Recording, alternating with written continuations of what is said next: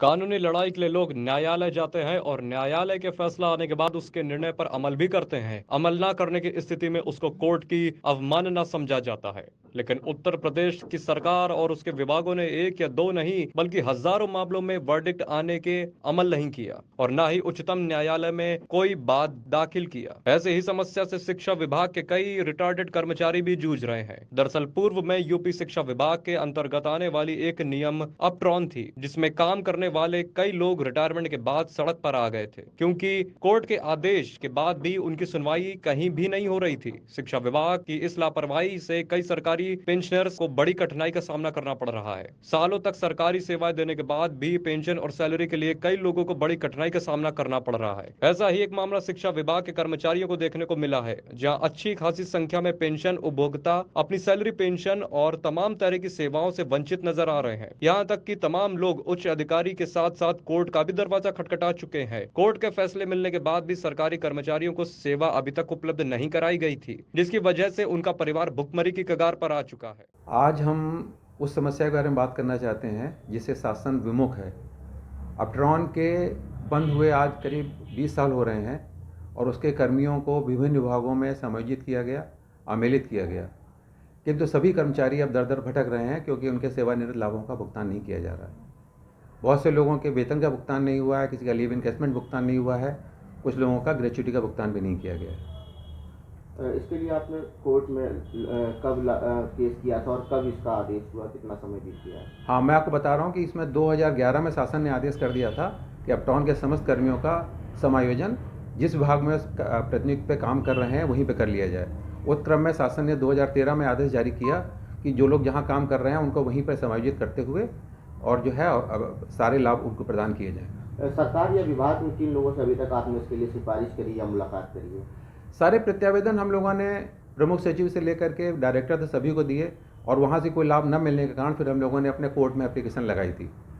सन 2017 में कोर्ट में application file की गई थी, रिट याचिका दाखिल की गई थी और जनवरी 2019 में कोर्ट ने आदेश कर दिए थे कि समस्त कर्मियों के रिटायरमेंट बेनिफिट भुगतान किए जाएँ और समस्त के वेतन के भी भुगतान किए जाएँ। कितने कर्मचारियों का लगभग ये मामला है और कितने लोग आप लोग हैं जो इसके लिए? करीब 76 कर्मचारी ऐसे थे जो बेसिक शिक्षा विभाग में काम कर रहे थे और उसमें सभी के समायोजन के आदेश हो गए थे और उसमें से लगभग 50 आज तक रिटायरमेंट हो चुके हैं। और 2017 से पहले जो रिटायर हुए थे, मुख्य बात यह है कि उन सभी का रिटायरमेंट बेनिफिट का भुगतान किया जा चुका है। लेकिन बाकी जितने भी लोग 2017 के बाद रिटायर हुए हैं, क्योंकि ये मान लिया गया कि उनका बेसिक शिक्षा में समायोजन हुआ है, उनका किसी रिटायरमेंट का भुगतान आज तक नहीं किया गया। आप जो लोग हैं, जितने लोग हैं जो केस लड़ रहे हैं, सबकी अलग अलग समस्या है या एक ही समस्या से आप लोग? समस्याएं सबकी करीब करीब एक ही हैं, लेकिन सब लोगों ने अलग अलग रिट फाइल की हुई है क्योंकि सभी का समय रिटायरमेंट का अलग अलग था। कोई 2015 में हुआ, कोई 2017 में हुआ, कोई 2018 में, 19 में, 20 में इस तरह से रिटायर हुए। लगभग 6 लोग जो 2019 में रिटायर हुए थे, 2018 से 19 में, उन लोगों ने रिट याचिका फाइल की थी। उनका जनवरी 2019 में कोर्ट ने आदेश कर दिया कि जितना भी इनके ड्यूज़ हैं वो भुगतान किए जाएँ, साथ में रिटायरमेंट ड्यूज़ के भुगतान भी किए जाएँ। और 2019 से लेकर के 2021 तक जब हमें किसी तरह का कोई भुगतान नहीं किया गया सरकार में प्रत्यावेदन देने के बाद भी, तो हम लोगों को कंटेम्प्ट ऑफ कोर्ट फाइल करना पड़ा उच्च न्यायालय में। और उच्च न्यायालय ने उस आदेश का अनुपालन करने के लिए शासन को नोटिस दिया हुआ है, लेकिन अभी तक उस नोटिस पर भी कोई कार्रवाई शासन के स्तर से नहीं की गई। अगर आगे भी सुनवाई नहीं हो रही है या आगे नहीं सुनी जा रही, तो क्या अगला कदम होगा? आप लोग किस तरह से आगे काम करेंगे कि आगे सुनवाई हो सके? इसमें क्योंकि हम लोग सरकारी कर्मचारी रहे हैं और हम नियमानुसार ही आगे चल सकते हैं, तो उसके तहत हम लोगों ने हाई कोर्ट में ही पहले अपील की थी और हाई कोर्ट में ही हम लोगों ने कंटेम्प्ट फाइल किया हुआ है। और वहीं हम लोग की जो है जिज्ञासा होती है और इच्छा भी होती है किसी तरह से कोर्ट से हमारे आदेश, इस तरह आदेश जो हुए हैं उनका अनुपालन शासन स्तर से हो सके। शासन द्वारा इसका अनुपालन तो किया जा रहा है, लेकिन केवल बहुत छोटे छोटे मात्रा में किया जा रहा है और पूरा अक्षर से पालन नहीं हो रहा है उसका।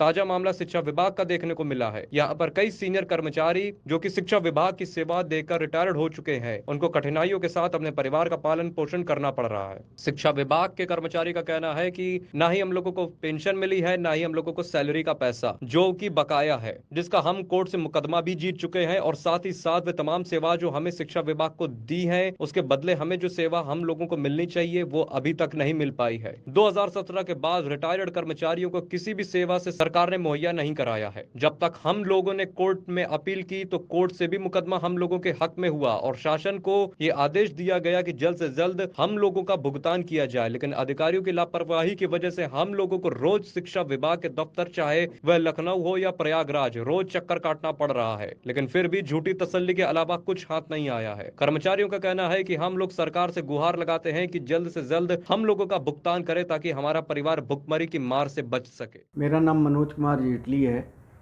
मैं बेसिक शिक्षा परिषद के अंतर्गत डाइट सीतापुर से रिटायर हुआ हूँ। क्या समस्या है मनोज जी आपकी इसमें?